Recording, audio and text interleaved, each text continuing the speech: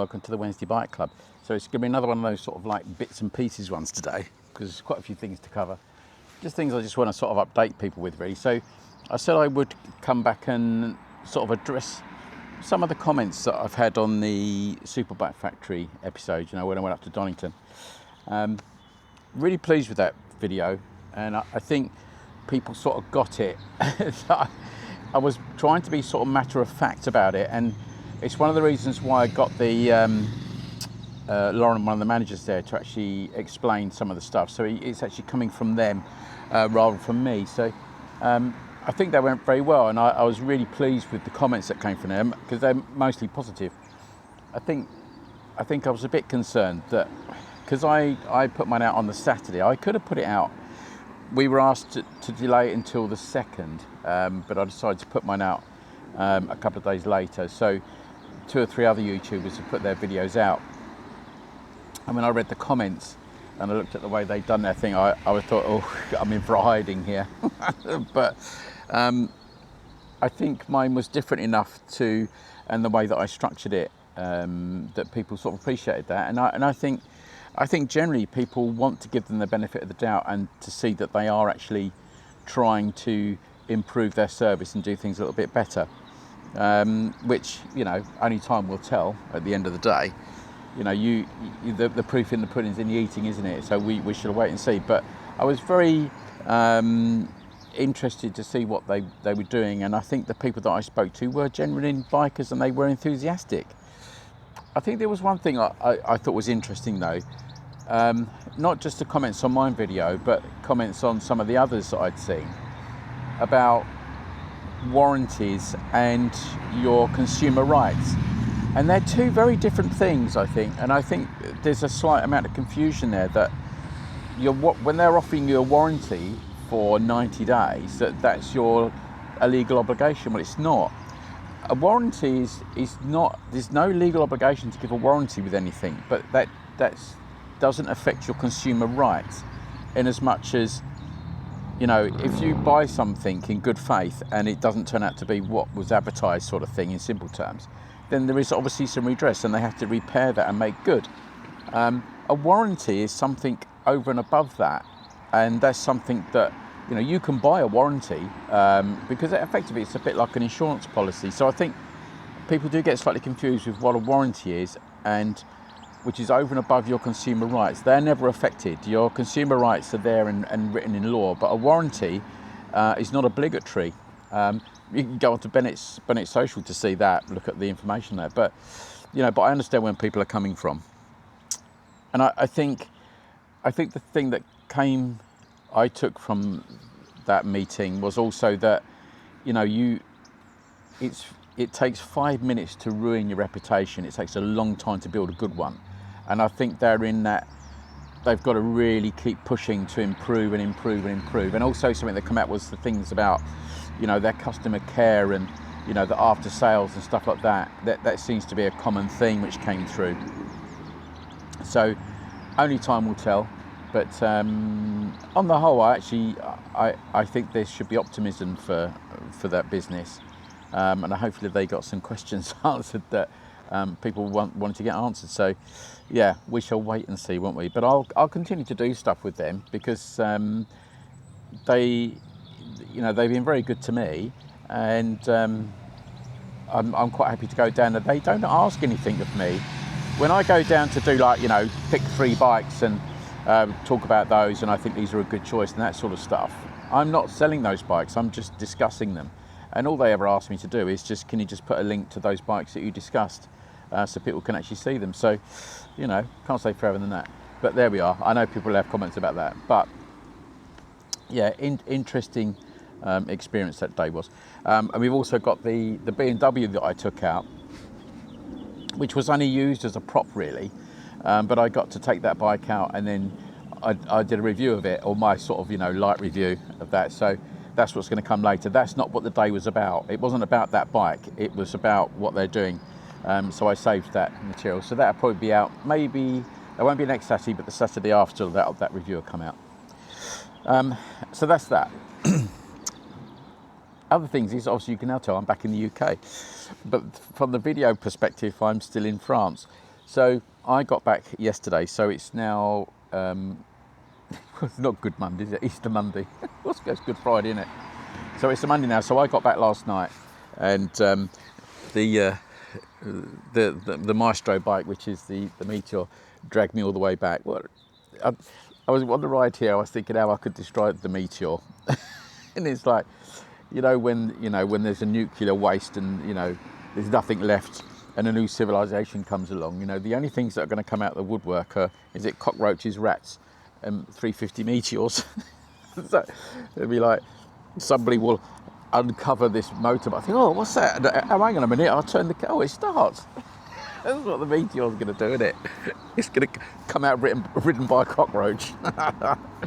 But fantastic, I did the 2 legs, and I came back Saturday and Sunday. I did the 2 legs on the bike, and what was really great, on the Saturday I rode to Mayhem, and that was sort of halfway between Le Mans, which is my overnight stop, and Mont Saint Michel, and I met up with Chris and Peter, who sort of friends of the channel. They subscribe, and we've talked over the period through comments and all the rest of it, and we email, and it was great. So I said, well, I'm going to be that way. Come on, do you want to meet up?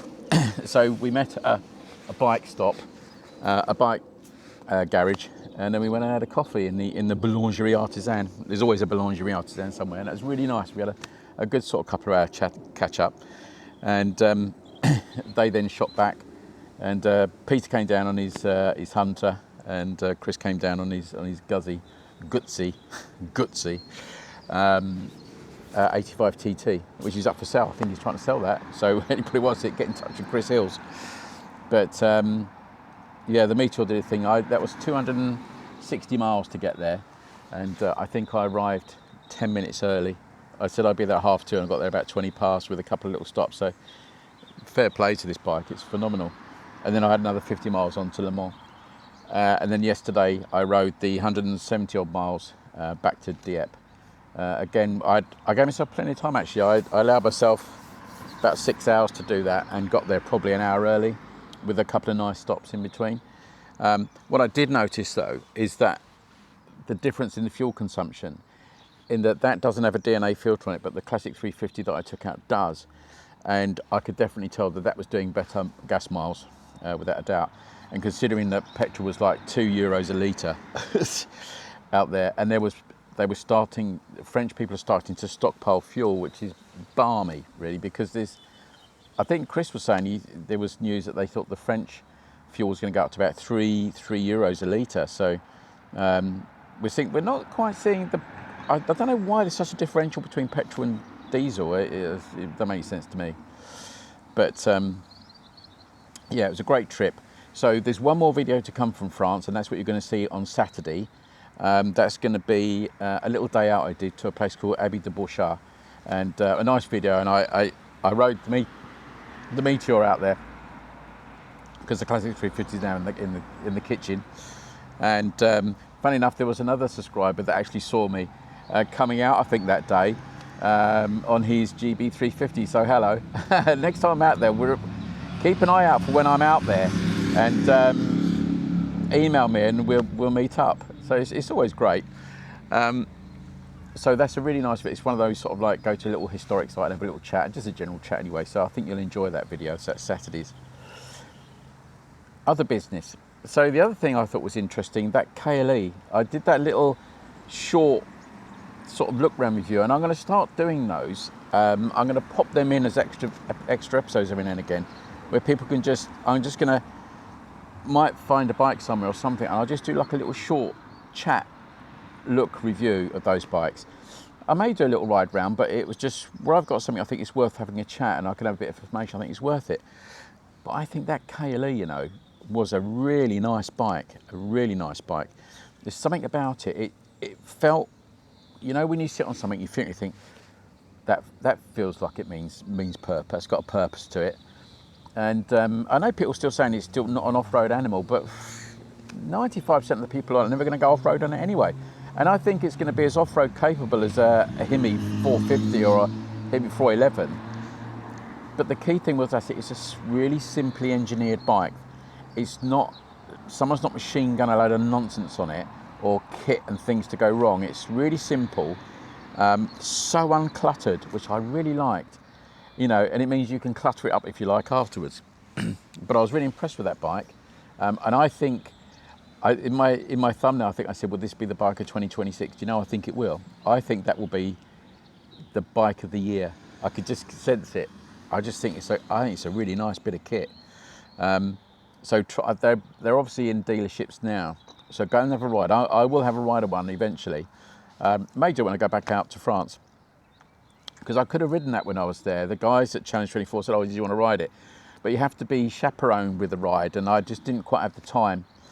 But yeah, look out for those. I think they're going to be a real hit this year. I think that's really going to hit the Chinese market as well, the adventure bike market. I think people are going to think, oh, do you know what? I think I'm going to go for a Kawasaki. So, interesting, nice bike. Another thing I wanted to say about the Classic 350, do you remember I put those Kendra tyres on there? Do you know what? They're really good for the money. I think they were actually really nice tyres. Predictably, I had them fitted at Billy's and down the road here. And the first sort of trip I did with them was literally to go to the boat and down to the house. And I thought initially they were a little bit, you know, when you think they got like a coating on, or they're just a little bit, they're not conditioned yet. But by the time I'd got to the house and I did a little bit of ride, I did a last ride on that a couple of days before I came home. I took it out of the kitchen. I went for a spin. You know, they felt phenomenal, those tyres. Really good. Someone's starting up their car. But I think for what they cost, they're a really nice tyre. So if you're looking for sort of a budget set of intermediate, you know, they might do a little bit of off-road, but off-roady, roady tyre. Because I think you could pick them up for about 160, 170. They're nice, those Kendras. I might see if I can get them for the Kawasaki project, which I keep rattling on about, but haven't got round to it yet. So yeah, those Kendras, look out for those Kendras on the classic bikes, they're really good. Karen's just had the BT46s put on the Hunter, and I'm going to be interested to see, I'm going to give that a ride at some point over the next week or so and just see what the Hunter feels like with those tyres on.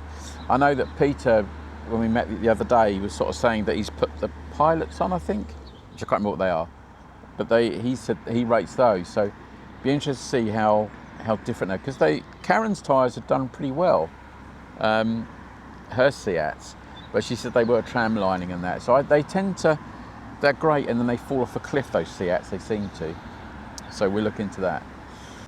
Right, so lastly, on this beautiful day, and as you'd expect, Easter and it's Monday, there's just hundreds of bikes out today.